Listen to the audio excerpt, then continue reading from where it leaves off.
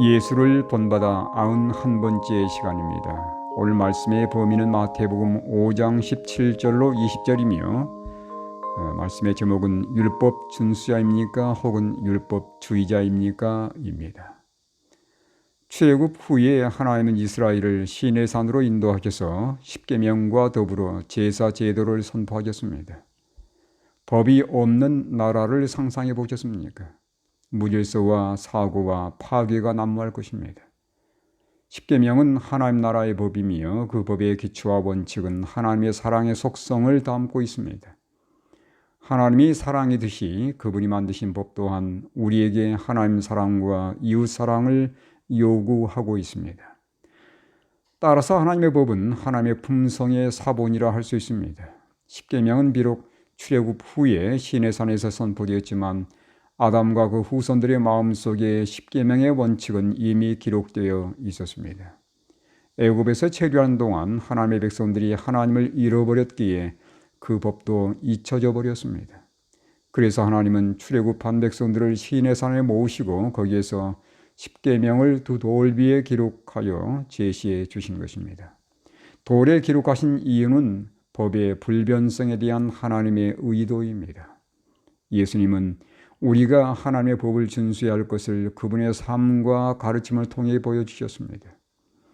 시편 40편 8절에 나의 하나님이여 내가 주의 뜻 행하기를 즐겨오니 주의 법이 나의 심중에 있나이다.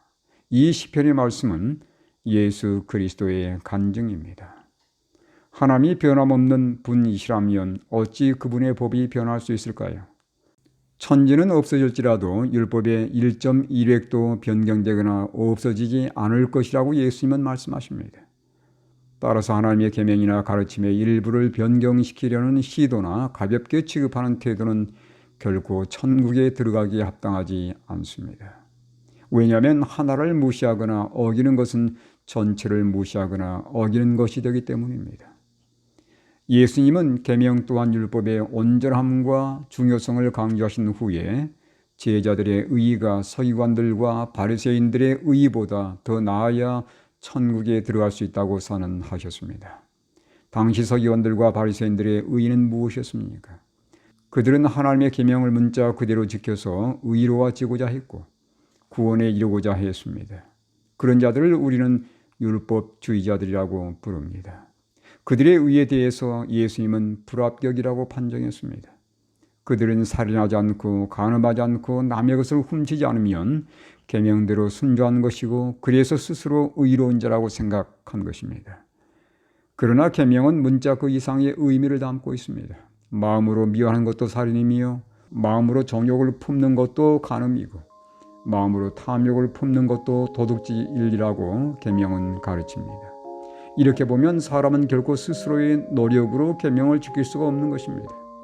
그래서 우리가 할 일은 이미 모든 계명을 완전하게 이루신 예수 그리스도를 믿음으로 마음에 모시는 것입니다.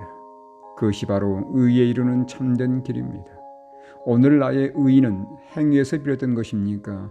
혹은 그리스도를 믿고 의지함에서 비롯된 것입니까?